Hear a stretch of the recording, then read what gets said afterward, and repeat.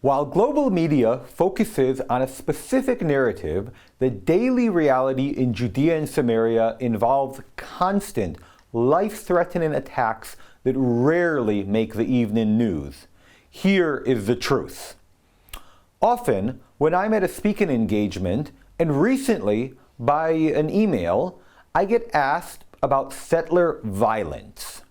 For years, the anti-Semitic and anti-Israel forces, whether it's NGOs, the UN, the EU, Arabs, leftists, and so on, have pushed the fake agenda of settler violence. While it's true that on rare occasions, Jews in Judea and Samaria are violent against Arabs, in the majority of cases, it is retaliatory against theft and other provocations.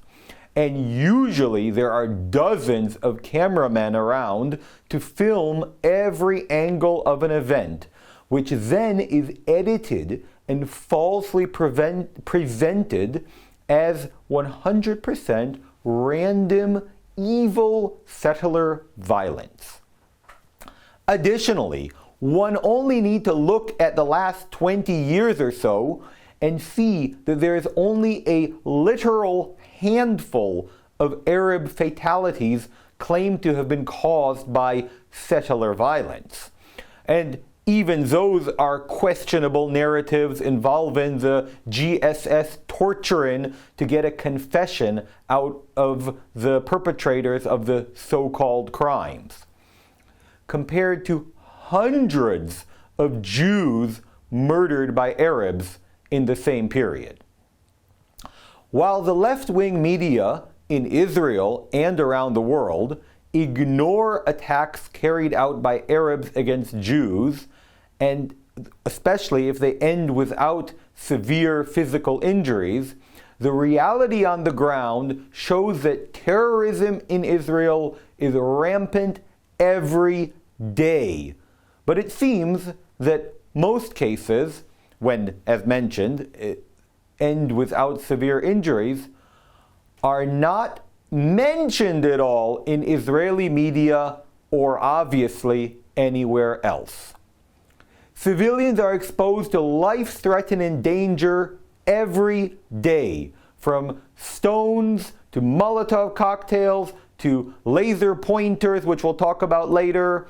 And here is the full picture of the situation with a list of attacks that occurred in just one day. Events that occur hour by hour, but pass under the radar. In the 24 hours between Sunday and Monday this week, 16 terrorist incidents were recorded. One, in the village of Silat a-Karetia in the Menashe sector, a terrorist threw an explosive device at a military force. The fighters responded with fire and the terrorist was eliminated. Two, in an operation in Kabatia, a terrorist threw a building block from the roof at a force. The force responded with fire and the terrorist was neutralized. Three, a serious attack near Shalisha farm in Benjamin. According to the report, 5 Palestinians carried out a stone-throwing attack and attacked 2 Jewish shepherds there. By the grace of God, there were no casualties.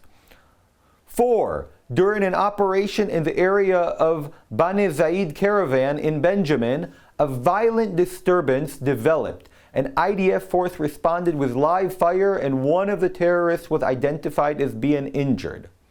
5. At the Hashmonaim crossing in Benjamin, terrorists stoned vehicles. There was property damage, but no casualties were reported. 6. Near Hizmah in Benjamin, terrorists carried out a stone-throwing attack at Israeli vehicles. 7. During a mounted patrol in Sebastia in Judea and Samaria, a Molotov cocktail was thrown at the force. 8. In the village of Tel in Judea and Samaria, stones were thrown at a mounted patrol. 9. During a patrol in the village of Haitot in Judea and Samaria, stones were thrown at the force. A suspected terrorist was captured at the scene. 10. Between Rabbah and Likir, again in Judea and Samaria, stones were thrown. 11, another type of terrorism that was recorded in the Burqa area towards the settlement of Chomesh in Judea, an attempted laser dazzle, which poses serious safety hazard. That is, people standing by the roadside with high-powered laser pointers, think of the ones that you aim at stars, intentionally aiming at drivers to try to cause car crashes. And this has been going on for years. 11, and maybe I already lost count.